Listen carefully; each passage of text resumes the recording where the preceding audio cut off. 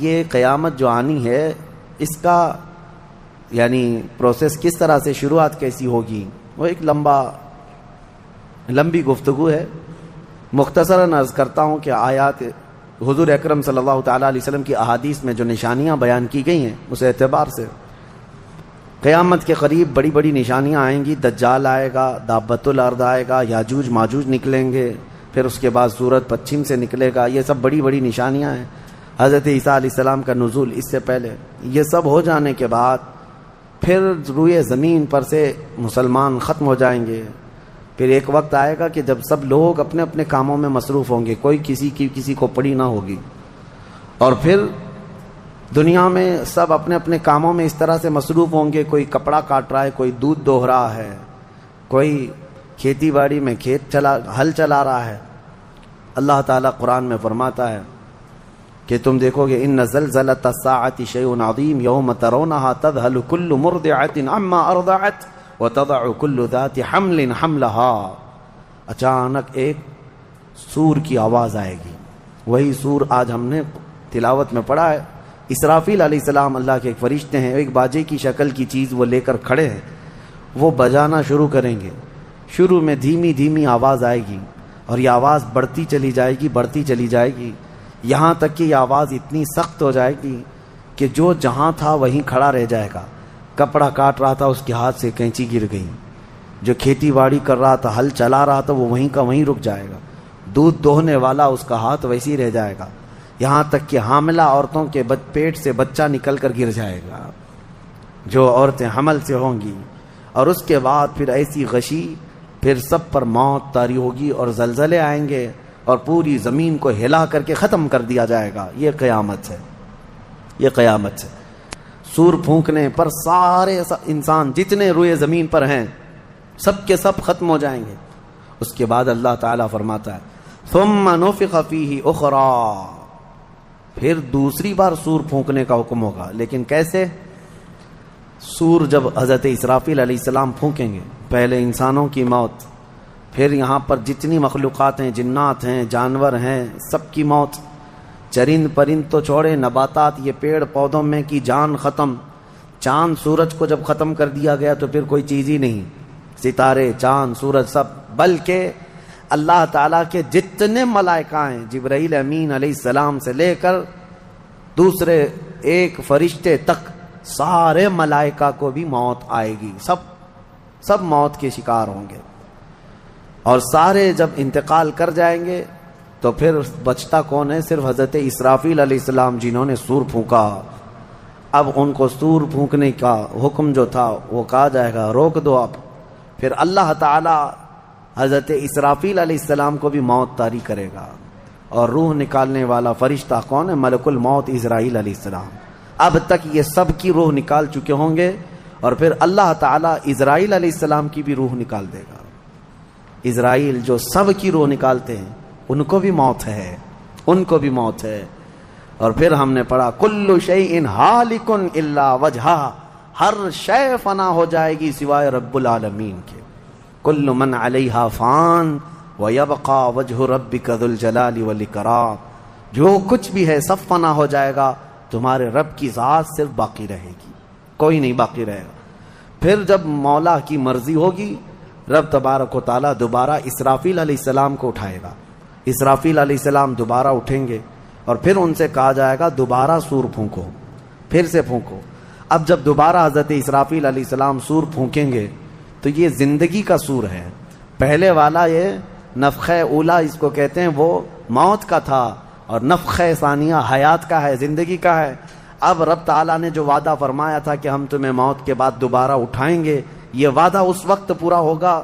اب دوسرے مرتبہ جب سور پھونکنا شروع کرتے ہیں اسرافیل علیہ السلام، کتنے انسان آئے گئے، آدم علیہ السلام سے لے کر قیامت تک سب وہ زمینوں میں جہاں کہیں ہوں گے.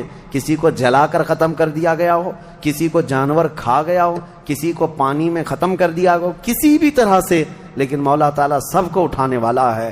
لیکن فرمایا حدیث پاک میں ہے کہ یہ دوسری سور پھونکنے کے بعد سب سے پہلے روئے زمین پر جو اٹھیں گے وہ محمد رسول اللہ کی ذات. میرے آقا صلی اللہ تعالیٰ علیہ وسلم فرماتے ہیں میں اپنی قبر سے اٹھوں گا، سب سے پہلے اور محشر کے میدان کی طرف جو حضور جائیں گے تو فرماتے ہیں حضور صلی اللہ علیہ وسلم اٹھیں گے، ان کے بعد ابو بکر صدیق، ان کے بعد عمر فاروق رضی اللہ تعالیٰ عنہ، پھر ساری کائنات کو اللہ اٹھائے گا۔ اور جب رسول کریم صلی اللہ تعالیٰ علیہ وسلم فرماتے ہیں میں میدان قیامت میں اس حال میں آؤں گا کہ میرا ایک ہاتھ ابو بکر کے کندھے پر ہوگا، دوسرا عمر ابن خطاب کے کندھے پر ہوگا۔ یقیناً وہ اس دن کے دولہا ہے، قیامت کا منظر ہے جب رسول کریم صلی اللہ تعالیٰ علیہ وسلم تشریف لائیں۔ اور اس کے بعد رب تعالیٰ نے فرمایا، سورہ زمر میں 2 آیتیں آئی ہیں، وَسِيقَ الَّذِينَ كَفَرُوا إِلَى جَهَنَّمَ زُمَرًا، اب جو کفار تھے ان سب کو کھینچ کر کے لایا جائے گا میدان قیامت میں۔ پہلے تو میں آپ کو بتا دوں پوری تفصیلات قیامت کے میدان میں، اس کے بعد ان آیتوں کی تفسیر پر آتا ہوں۔ پھر جب سب کو اٹھا دیا گیا تو ایک زمین ہوگی، اب وہ زمین کہاں ہوگی وہ اللہ بہتر جانتا ہے کس جگہ، کیونکہ یہ زمین ہے ہی نہیں، یہ آسمان ہے ہی نہیں، تو پھر اس وقت بنے گا کیا یہ اللہ ہی بہتر جانے۔ کہاں بنے گا، کس طرح بنے گا، اس میں ہم نہ سوچ سکتے ہیں نہ مثال دے سکتے ہیں۔ اب آپ مجھے بتاؤ، یہ جو زمین جس پہ آپ بیٹھے ہیں یہ ختم ہونے والی، کیا رہے گا نیچے؟ آسمان جو دکھ رہا ہے یہ بھی ختم ہونے والا ہے، پھر کیا رہے گا اوپر ہمیں نہیں معلوم، لیکن اللہ کریم ایک زمین بنائے گا جس کے متعلق کہا گیا وہ تانبے اور پیتل سے بنی ہوئی ہوگی، یہ مٹی والی زمین نہیں۔ اور پھر اس کے بعد سورج کو پھر دوبارہ زندہ کیا جائے گا اور سورج کو سب کے سروں پر لا کر کھڑا کر دیا جائے گا۔ اب وہ زمین اور جس میں سارے انسانوں کو جمع کر دیا گیا ہے، آپ اندازہ کریں وہ زمین میں نہ کوئی عمارت ہوگی نہ درخت ہوگا، وہ بالکل فلیٹ زمین ہے، صرف میدان ہی میدان ہے۔ ایسا نہیں ہے کہ یہاں پر کوئی میدان اور تھوڑی دور کے بعد کوئی عمارت دکھے گی یا کوئی درخت دکھے گا یا کوئی پہاڑ، نہیں، کچھ نہیں، صرف سیدھی زمین۔ اسی لیے کہ وہاں تم 500 سال بھی اس میدان میں بھاگتے رہو گے تو سائے کے لیے ایک پتا بھی نہیں ملے گا، ایک پتا بھی نہیں، کہاں سایہ حاصل کر سکو۔ لیکن کچھ خوش نصیبوں کے لیے اللہ نے فرمایا کہ عرش کا سایہ انہیں اللہ عطا فرمائے گا۔ وہ کون لوگ ہیں؟ ان میں کئی لوگ ہیں، جس میں سے ایک ہی میں بتاتا ہوں، رجل تعلق قلبہ بالمساجد، وہ ایسا آدمی جس کا دل مسجدوں میں لگا ہوا ہے، قیامت کے دن اسے اللہ عرش کا سایہ عطا فرمائے گا۔ آپ کی نماز ہو گئی، بیٹھے کیوں ہیں؟ نماز ہو گئی، نماز کے بعد چلے جانا چاہیے، لیکن تمہارا دل مسجد میں لگا ہوا ہے۔ انہی لوگوں کی فضیلت میں ہے جب قیامت کے دن کوئی سایہ نہ ہوگا، ان لوگوں کے لیے اللہ عرش کا سایہ عطا کرے گا۔ اب یہ جو سارے لوگ جمع ہوں گے، کسی کو کچھ پتہ نہیں کہ ہونا کیا ہے، کسی کو نہیں پتا کہ کیا ہونا ہے، نفسا نفسی کا عالم ہے اور سب ایک دوسرے کو تک رہے ہیں۔ اب یہی مسئلہ ہے کہ سارے لوگ وہاں پہ، کفار بھی ہوں گے، مشرکین بھی ہوں گے، جتنی امتیں پہلے آئی تھی وہ بھی ہیں، انبیاء بھی ہیں، اولیاء بھی ہیں، صلحاء بھی ہیں، صحابہ بھی ہیں، علماء بھی ہیں، سب ہیں، لیکن کسی کو کچھ سوچتا نہیں کہ کیا کیا جائے۔ یہی بے خبری سے پوری مخلوق جو ہے انبیاء کے پاس جاتی ہے۔ انبیاء میں سب سے پہلے ابو البشر سیدنا آدم علیہ السلام سے کہتے ہیں سارے لوگ، آپ تو ہم سب کے باپ ہیں، ہمارے لیے اللہ کی بارگاہ میں سفارش کریں کہ کچھ ہمارے متعلق کیا حکم ہے وہ پتہ چل جائے، ہمیں کہاں جانا ہے، جنت میں یا دوزخ میں، یہ ابھی پتہ چل جائے، حساب بھی نہیں شروع ہو رہا ہے۔ تو آدم علیہ السلام نے فرمایا، وہ فرمائیں گے کہ لوگوں جاؤ، اس لیے کہ مجھے ڈر ہے اللہ کریم کی بارگاہ میں نے جنت میں وہ ممنوع شجر کا جو پھل کھا لیا تھا، مجھے آج بھی اس کا احساس ہے کہ کہیں رب تبارک و تعالیٰ مجھے اس پر عتاب نہ فرما دے، جاؤ کسی اور کے پاس۔ جتنے نبیوں کے پاس یہ قوم جاتی تھی وہ انبیاء کرام ہی کہتے آج ہمیں خوف ہے اللہ کریم کی بارگاہ میں، وہ قہار ہے، وہ جبار ہے۔ اور میں نے آج ایک آیت یہ بھی پڑھی ہے سورہ مومن میں، اللہ نے فرمایا لمن الملک اليوم، اس دن یہ آواز آئے گی، آج کی بادشاہت کس کی ہے، آج کی بادشاہت کس کی ہے؟ پھر اللہ خود فرمائے گا للہ الواحد القہار، ایک قہر کرنے والے خدا کی آج بادشاہت ہے۔ اس دن صرف اس کی سلطنت ہوگی، صرف اس کی حکومت ہے۔ انبیاء، ملائکہ سب ڈرے ہوئے ہیں، پتہ نہیں برسوں یہ قوم گھومتی رہے گی مخلوق۔ عیسیٰ علیہ السلام فرمائیں گے کہ اے لوگوں جاؤ محمد الرسول اللہ کے پاس، آج وہ تمہاری سنیں گے اور اللہ ان کی سنے گا۔ پوری مخلوق جب نبی کریم صلی اللہ علیہ وسلم کے پاس آتی ہے تو نبی پاک صلی اللہ تعالیٰ علیہ وسلم فرماتے ہیں ہاں میں اسی کے انتظار میں ہوں۔ پھر حضور صلی اللہ علیہ وسلم سجدے میں گرتے ہیں اور اللہ کو منانے لگتے ہیں کہ مولا ہے تو تیرے بندے، تو حساب تو شروع فرما۔ اس کو کہتے ہیں شفاعت کبریٰ۔ یہ کیا ہے؟ شفاعت کبریٰ، بڑی شفاعت۔ یہ سب کے لیے، کافروں کے لیے، مشرکوں کے لیے، سب کے لیے۔ یعنی حضور کی پہلی شفاعت کس کام کی تھی؟ کہ اللہ حساب تو شروع کرے۔ یہ شفاعت کبریٰ ہے، حساب شروع کرے مولا تعالی۔